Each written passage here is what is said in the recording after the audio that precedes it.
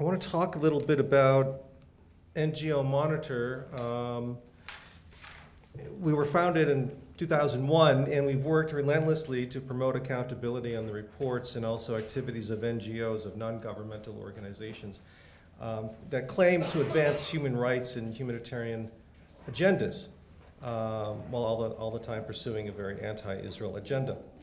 And today we are internationally recognized and respected authority on this subject, and we consistently distribute critical analyses and reports on the output of the international NGO community for the benefit of government policymakers, journalists, philanthropic organizations, and the general public. And I handed out earlier this report, BDS in the Pews, which I'm going to be drawing upon in my presentation to you today, but I would really urge you to read it, and I'm going to give you the highlights from that report. I appreciate the insights offered by each of the distinguished speakers here today. And together you describe a piece of the problem that's facing Israel in the various denominations. Yet the sum of the parts described here today does not really equal the full picture. Each of you are describing different trees in the forest, and what I hope to do right now is to describe the forest.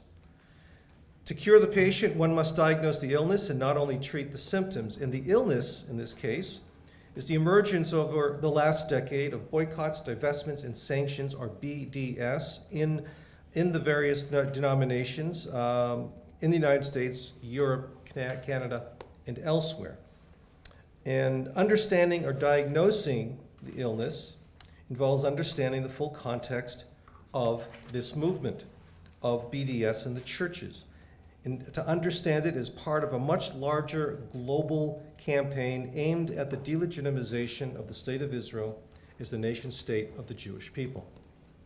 Now, this global BDS campaign has its origins in the NGO Forum of the United Nations 2001 World Conference Against Racism in Durban, South Africa, where there are some 1,500 NGOs where they united to adopt a political war plan against Israel.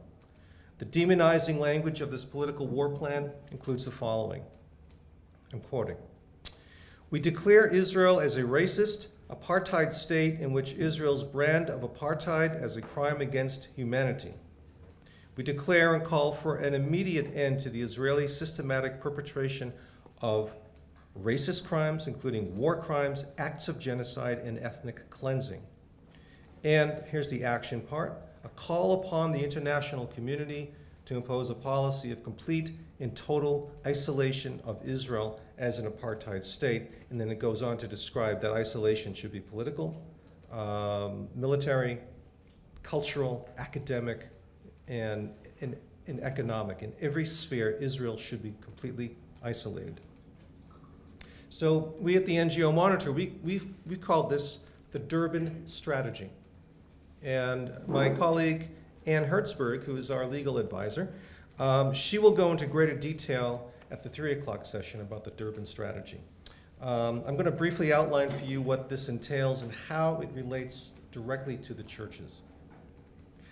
So among the 1,500 accredited NGOs at the Durban NGO Forum were a number of mainline Christian denominations that in the decade to come would become proponents of the Durban Strategy.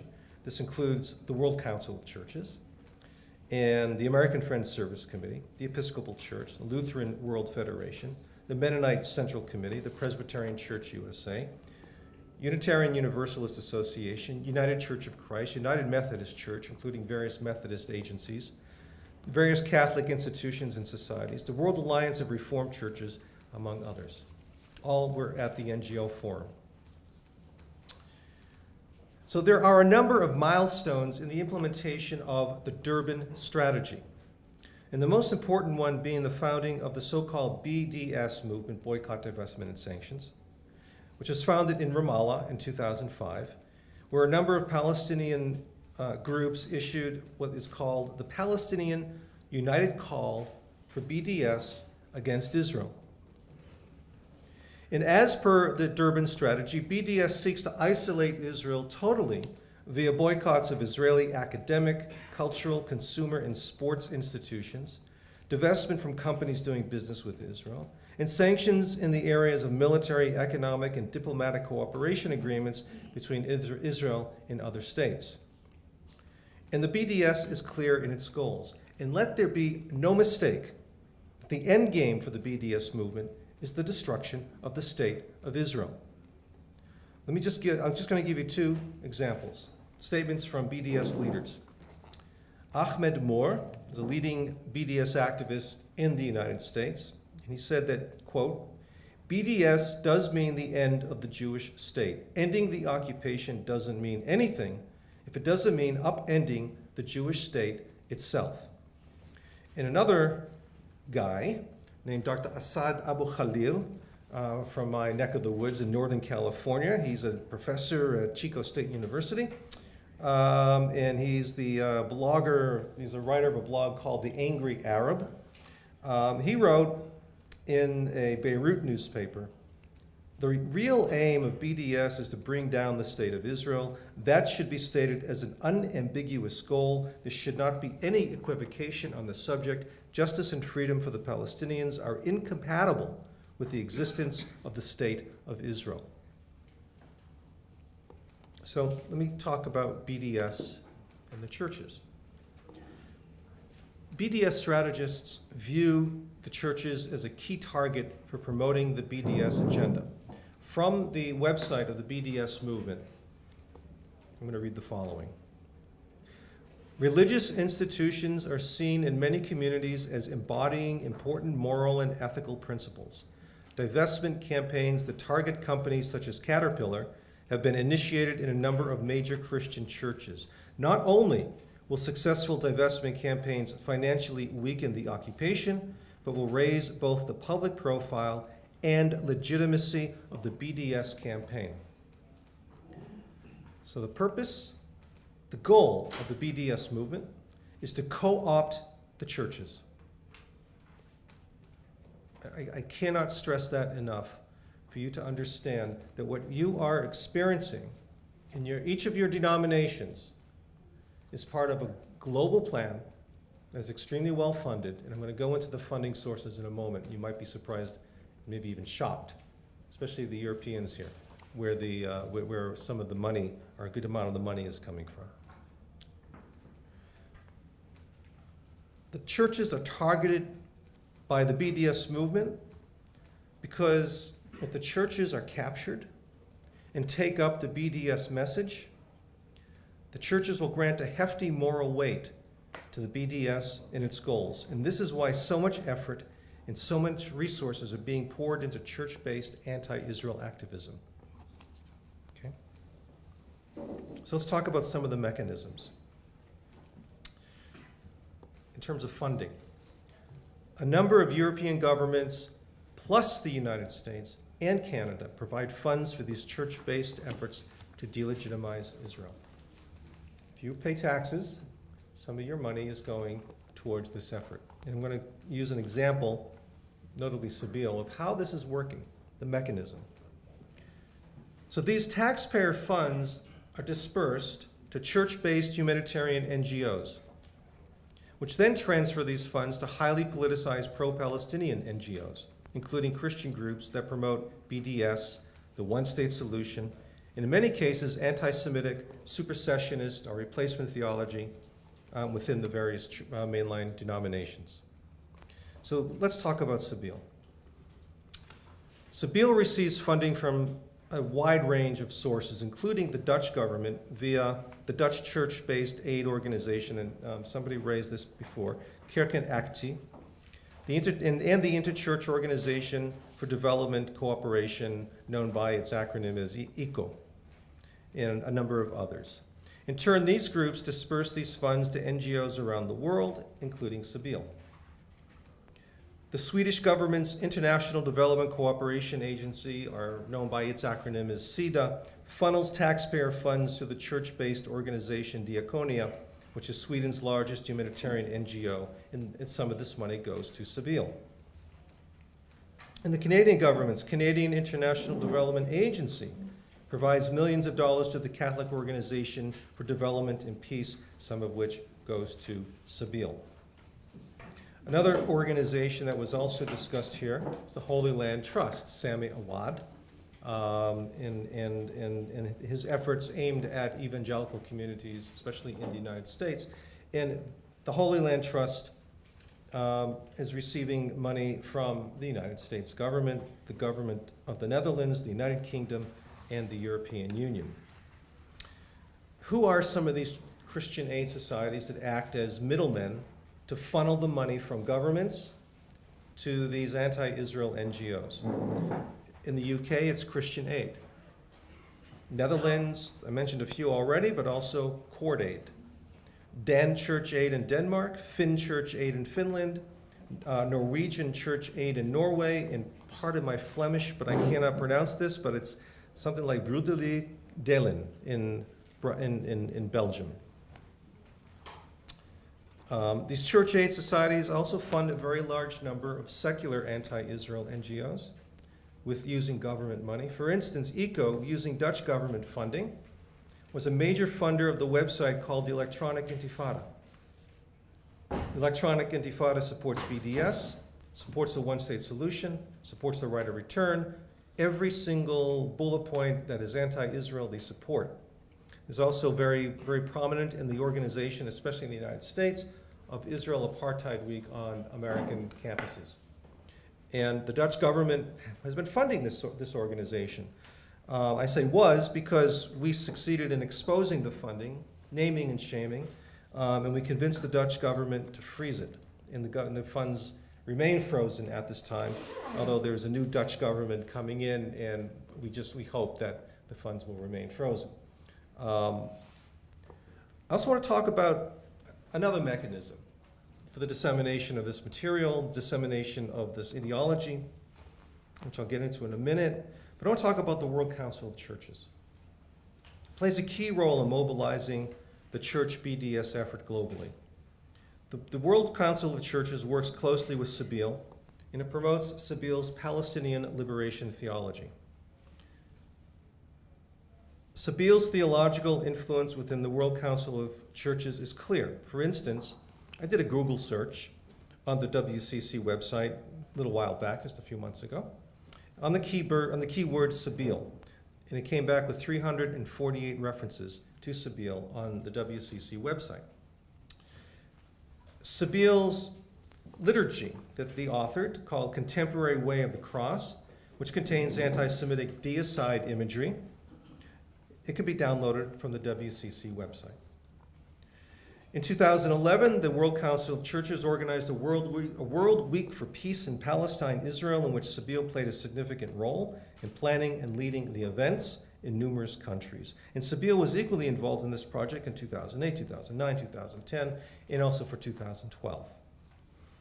And then also, which was brought up before, EAPI, or the Ecumenical Accompaniment Program in Palestine and Israel. If you look at the World Council of Churches annual report, it's described as a wholly owned subsidiary of the World Council of Churches.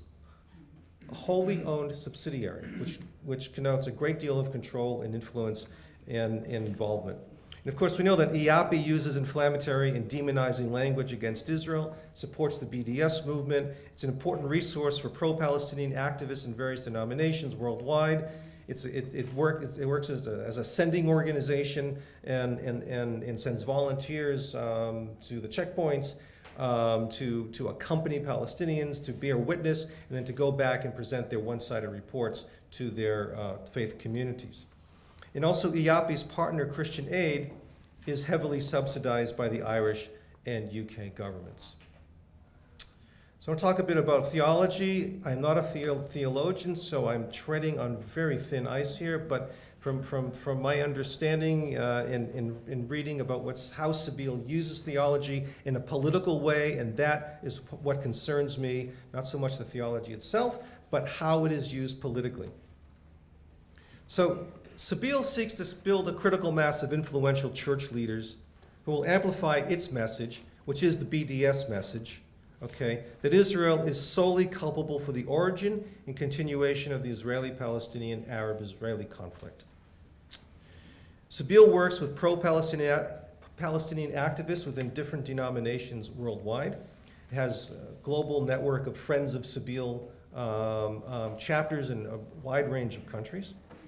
That includes the United States and Canada, Europe, Australia, and so forth. Sabeel also brings delegations of Christians to Palestine, Israel on highly politicized witness visit tours. And I cannot emphasize the following enough, and that is the promotion of what Sabeel and Sabeel's founder, Naim Atik, calls Palestinian liberation theology. It includes strong elements of replacement theology. They use it as a means to refute any Jewish, religious, or historical claims to the land of Israel. And at its core, this theology is Palestinian Arab nationalism wrapped in a theological covering. And I think that when you go back to your churches, when you go back to your home countries, and you discuss Sabeel and discuss Palestinian liberation theology, in terms of it being the promotion of a particularistic nationalist cause using a theological wrapping to make it more palatable for churches. And I think if you start looking at it in that way and get underneath, behind, and over all the human rights language and all the narrative, which always leaves out the fact that the Arabs attacked Israel first in 1948, when you get to the heart of it, it is the Palestinian nationalist narrative that is at work. Just listen to Naim Atik, read his book. You'll know right away that what he's saying is not very much different than what you might read in the PLO Charter, for instance, in the expression of Palestinian nationalism. So, I'm going to sum up everything. So the anti-Israel activism in each of your denominations and others are not spontaneous. It's not just happening, okay? It's part of a larger, well-funded international campaign that targets the churches for co-optation, to capture the churches, so the churches will carry the water of Palestinian nationalism. The larger picture is this also includes trade unions, universities, corporations, local and national governments, the arts and sports, and every area. And this is, as we called it, the Durban Strategy. And the Durban Strategy, Ann will go into it a little bit later, but this should become part of your lexicon. The anti-Israel activists in the churches are driven and dedicated. They do not stop.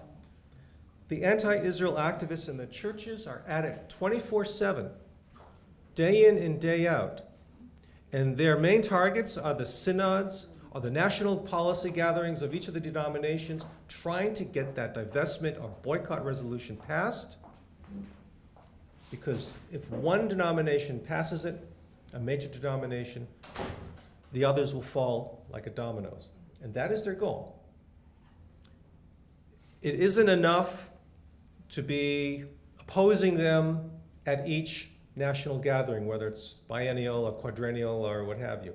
The work has to be done between the gatherings to build the grassroots momentum against what they are doing. And they are well organized and well funded. That's what you're up against. That's what we're all up against. They churn out study materials. Some of you mentioned that. They bring missions to Israel and to the Palestinian Authority, to Bethlehem, to see the wall, and nothing but the wall, as if that's all there is, okay?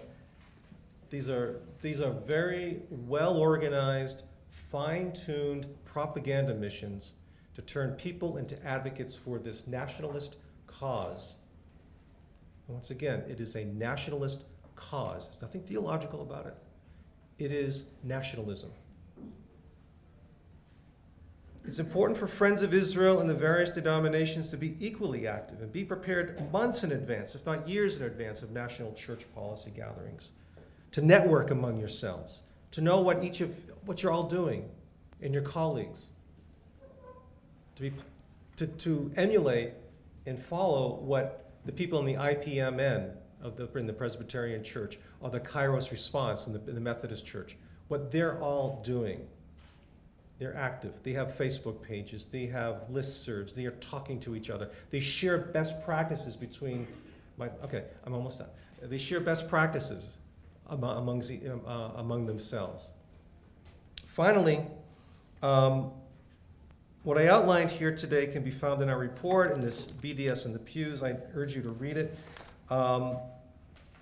We're now writing a much larger document. This is only 13 pages. This is a kind of preliminary, let's check to see what's out there in the universe, and let's report on it. And what we keep finding, and we're still digging, we find more and more, is this: it's a vast network. And we're working on a much larger monograph we hope to have out by Passover, Easter time, which will be made available to everybody in this room, for which I will like to meet all of you and get your contact information. Networking has to start. Anyway, thank you very much. And